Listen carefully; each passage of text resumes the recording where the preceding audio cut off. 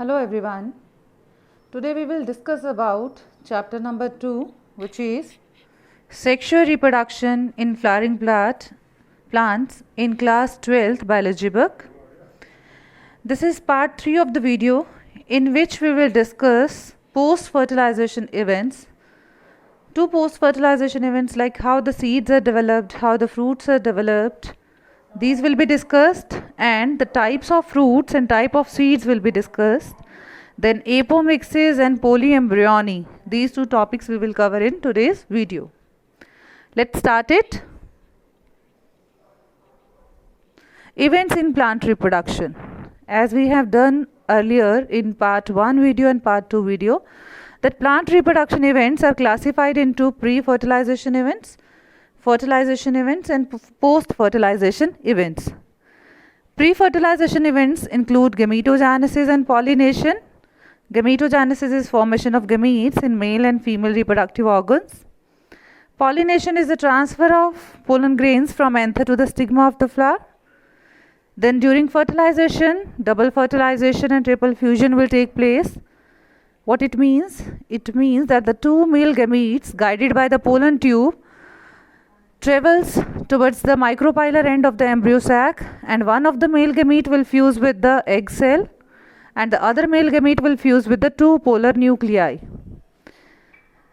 The male gamete which fuse with the egg cell will form zygote, and the other male gamete which fuse with the polar nuclei will form endosperm, which is triploid in nature, and this is known as triple fusion. And as two fertilization take place at that time, therefore it is known as double fertilization.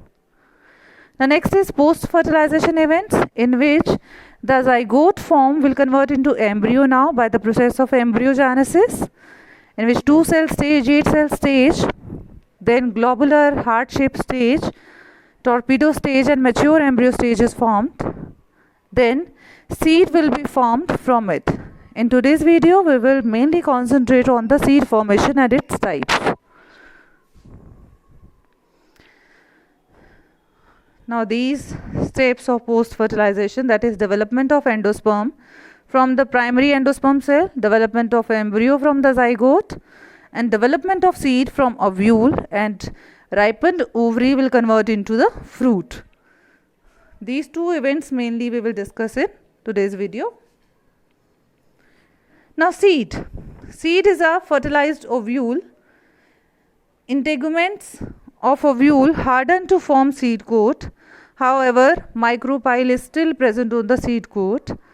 जो seed coat है बेटा, the outer, there are two layers or we can say two parts of seed coat. One is testa and other one is tegmen. Testa is the outer covering and tegmen is the inner covering or the inner coating. Now basic structure of seed. Seed consists of seed coat, which is the hard outer covering of the seed. It contains radicle, plumule. Radicle is the root tip which give rise to the entire root system. Plumule is the shoot tip which give rise to entire shoot system, and cotyledons are the seed leaves. Now based on the number of cotyledons, seeds are of two types: monocotyledonous seeds and dicotyledonous seeds. Dicotyledonous seeds are those seeds which have two cotyledons. As you can see in this diagram, two cotyledons are there. These are the cotyledons. And monocotyledonous seed is a seed with one cotyledon. As you can see here, monocotyledonous seed, maize seed or wheat seed, these are the monocotyledonous seeds. And dicots mein beta kidney beans, gram, pea, they come under the groundnut. These come under the category of dicotyledonous seeds. Now dicotyledonous seed, parts of dicotyledonous seeds are following. First is seed coat, which is the outer covering of the seed composed of two layers. Thick outer layer is called testa and thin inner layer is called tegmen. Then there is hilum, which is a scar on the seed coat through which the seed was attached to the fruit and get nourishment while developing. Here you can see the hilum, this notch. This notch is known as hilum. Then below it there is a small pore-like structure known as micropyle, through which oxygen and water exchange occur during seed germination. Then cotyledons are known as seed leaves which store food, provide nourishment to the developing radicle and plumule. Then here in this region, in this open part of dicotyledonous seed, you can see hypocotyle and epicotyle region. From these region, epicotyle region, plumule will originate, which will show the embryonic, which will form the embryonic shoot, or it will give rise to shoot axis. And hypocotyle, this will be the depicts the radical region, which is the embryonic root, and from it root will originate. Now monocotyledonous seed, its parts are seed coat. Seed coat is fused with the pericarp and endosperm, which is the starchy, usually a starchy endosperm is found in it. Then there is a layer known as alluron layer. Here the outer covering known as this layer is known as alluron layer, and the special tissue which surround, it is a kind of special tissue which surround the endosperm. Now next is cotyledon, single cotyledon known as scutellum. Here you can see scutellum, this part is found in the monocotyledonous seed. It is in contact with the endosperm through an epithelial layer. Then there is plumule and radical region which represent the embryonic shoot and embryonic root respectively. And plumule region is covered with the protective layer known as coleoptile, whereas root is or radicle is covered with the protective covering known as coleorhiza. Now what are the advantages of seeds? हमें seeds के क्या फ़ायदे हैं? Seeds are useful in agriculture. जितने भी crops आप surroundings में देखते हैं, जो आप fields देख रहे हैं, that are because of the seeds. And we are getting food only because of the seeds. These help the plant species to be colonized in the different areas, because when they get the appropriate condition, they will germinate and will produce plants. Then these provide nourishment to the young seedlings. These ensure the protection of the young embryo, and seeds also result in variation because of the new genetic combinations which are produced by the process of artificial hybridization, and these can be stored for future use in the seed banks also. They have high nutritive value. Then type of seeds, based on the presence or absence of endosperm, there are two types of seeds. One is endospermic seed, another one is non-endospermic seed. Endospermic seed is also known as albuminous seed, and non-endospermic seed is also known as non-albuminous seeds. The seeds which have endosperm are known as endospermic seeds, for example wheat and rice. And the seeds which lack endosperm at maturity, they are known as non-endospermic seed. For example, pea and bean. Here you can see broad bean in which endosperm is totally consumed and cotyledon is there. Whereas during development, the cotyledon consume the whole endosperm. The developing embryo get nourishment from the endosperm and it is consumed totally. And whereas in case of maize, there is remnant endosperm, and such seed is known as endospermic seed.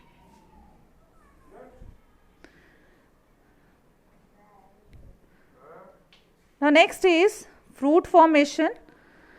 The transformation of ovules into seeds and ovary into fruits proceeds simultaneously. The wall of the ovary develop into wall of the fruit called pericarp, and the fruit may be fleshy as in guava, in orange, in mango, or it may be dry as in groundnut, mustard, etc. There are three types of fruits: true fruits, false fruits, or parthenocarpic fruits. The fruit which will develop from the ovary are known as true fruit, whereas the fruits which develop from the other parts of the flower, like from the thalamus, not from the ovary, they are known as false fruit. And a parthenocarpic fruit is a fruit which is formed without fertilization. For example, banana, that is a parthenocarpic fruit. Now this slide is depicting the difference between true fruit and false fruit. False fruit arises from the floral part other than the ovary, whereas true fruit arises from the fertilization or fertilized ovary. Then true fruit involve fertilization, whereas false fruit do not involve fertilization. Then in false fruit, floral parts such as thalamus, peduncle, perianth or parts other than ovary will develop into fruit. Whereas in true fruit, fertilized ovary will convert into fruit. Now example of false fruit, apple, pear, jackfruit, pineapple, strawberry, these are the false fruits. Whereas mango, kiwi, watermelon, cherry, these are the true fruits. This is the diagram of true fruit and false fruit. Here you can see this is pericarp, the outer covering, outer wall of the fruit, and this fruit is formed from the swollen. This is the swollen ovary, therefore this is a true fruit. Whereas in case of apple, it is a false fruit. It is the edible part of the fruit is developed from the thalamus portion, and here you can see ovary in the core, or the pericarp is its outer covering. Now next is apomixis. What is apomixis? It is a mechanism to produce seeds without fertilization. It is a kind of asexual reproduction which mimic the sexual reproduction in which seeds are produced without fertilization. It produces clones and hence a form of asexual reproduction. Now how apomixis take place? Nucellar cells which are diploid located outside the embryo sac, they will continuously divide, they will enter inside the embryo sac and later on develop into embryos. Or a diploid cell formed without meiosis will develop into the embryo without fertilization and thus result in formation of apomictic seeds.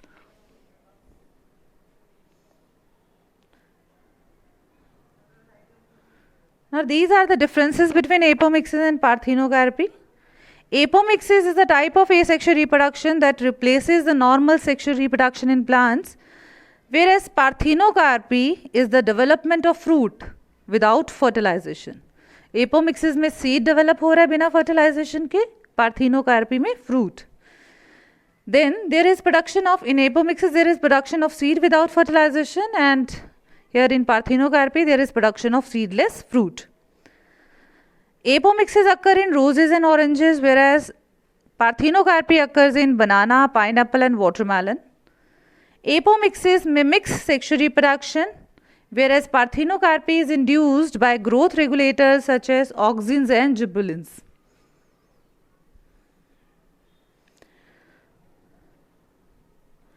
Now, what are the advantages of apomixis?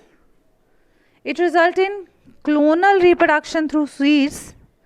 New hybrids are produced by the process of apomixis in lesser time. We can obtain disease-free plants, and this process is cost effective. Now next is polyembryony. Polyembryony is the occurrence of more than one embryo in a seed. Multiple embryos can exist inside one ovule, and it is commonly seen in citrus and mango. How polyembryony take place? Sometimes the egg cell is not formed as a result of reductional division, hence the egg cell is diploid, and this diploid egg cell later on develop into embryo.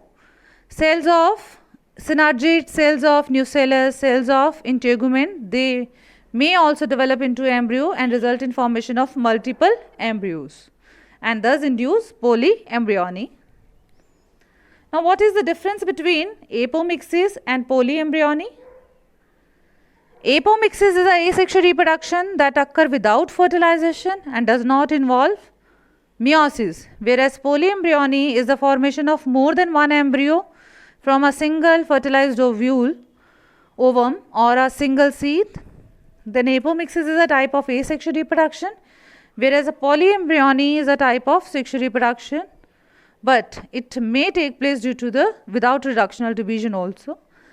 Then fertilization does not occur in apomixis, whereas fertilization occur in polyembryony.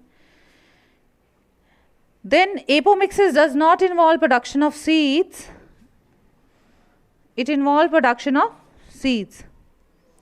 Then offspring plants are genetically identical to the parent, whereas in polyembryony the offspring plants are not genetically identical to the parent plant. That's all for today. Let's recapitulate that what we have done. We have done seed formation, that how seed is developed. Seed is developed from the fertilized ovule, and this seed, depending on the number of cotyledons present in it, the seeds are of two types, dicotyledonous seed and monocotyledonous seed. And depending on the number of type of the amount of endosperm present in it, if endosperm is present, then it is known as endospermic seed. If endosperm is absent, then it is known as non-endospermic seed. Then we have done apomictic seed, which is the development of seed, a type of asexual reproduction which mimics sexual reproduction and result in seed formation without fertilization. Then we have done fruit formation. The fruit will develop from the fertilized ovary, and if it is of two types, true fruit, false fruit, and third category is parthenocarpic fruit, which is a kind of false fruit.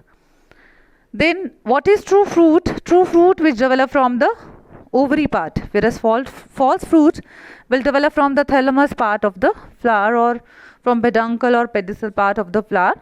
Then parthenocarpic fruit is a fruit which develop without fertilization, and it is a seedless fruit, for example banana. Then we have done polyembryony, which is the presence of or occurrence of multiple embryos in a fruit, which is known as polyembryony, and it occurs due to the formation of cell. If the cells of synergids, cells of integuments or cell of nucellus, they will result in formation of embryos, or egg cell without undergoing the reductional division may result in formation of embryo. Then polyembryony is induced. That's all for today. I hope you enjoyed this. Thank you.